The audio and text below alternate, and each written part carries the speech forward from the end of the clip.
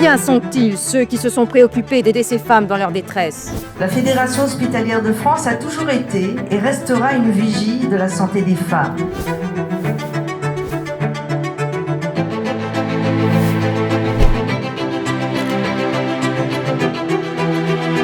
La FHF soutient donc fermement, et depuis des années, l'instauration d'une loi de programmation en santé.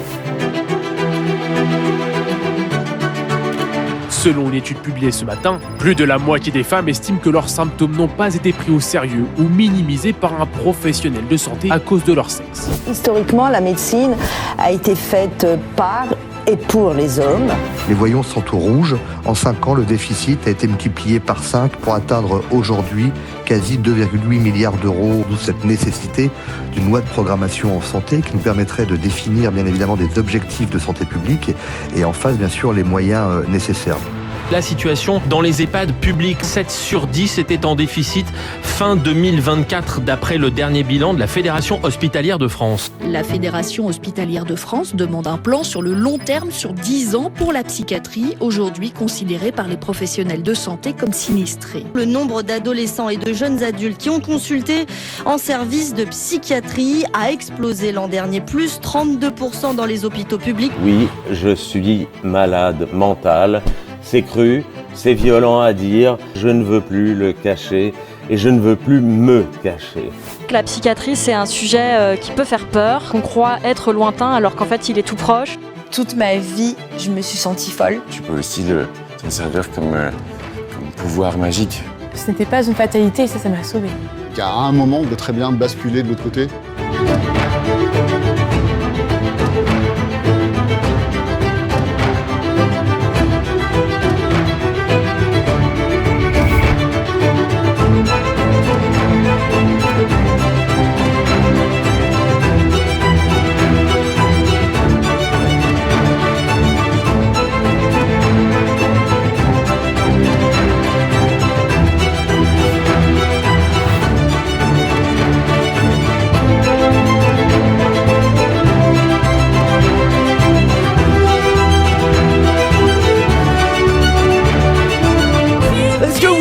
Ce soir. C'est une joie de vous retrouver.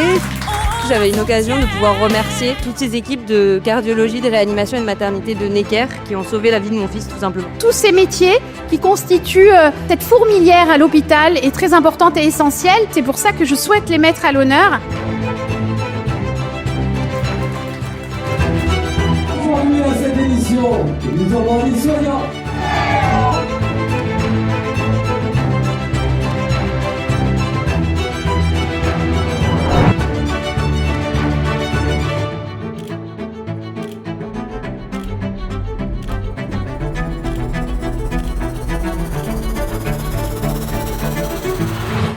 Pour certains, l'IA fascine. Pour d'autres, elle inquiète. Pour nous, elle doit être abordée avec pragmatisme et responsabilité. La FHF a créé une commission dédiée à l'IA.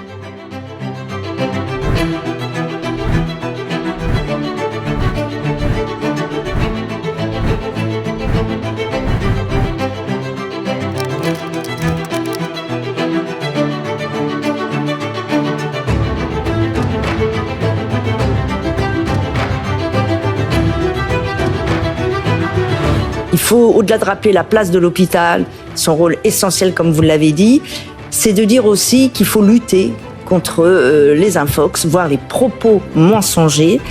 La FHF demande à ce que nous ayons un Ondam d'au moins 3%, d'avoir une vision pluriannuelle de la santé, une prospective des besoins de santé à couvrir par discipline, par territoire. Les établissements publics de santé et médico-sociaux prennent en charge tout le monde, à chaque instant, à chaque besoin sur l'ensemble du territoire. Et les discours sur un hôpital public inefficace, dispendieux ou bureaucratique sont des contre-vérités à combattre inlassablement.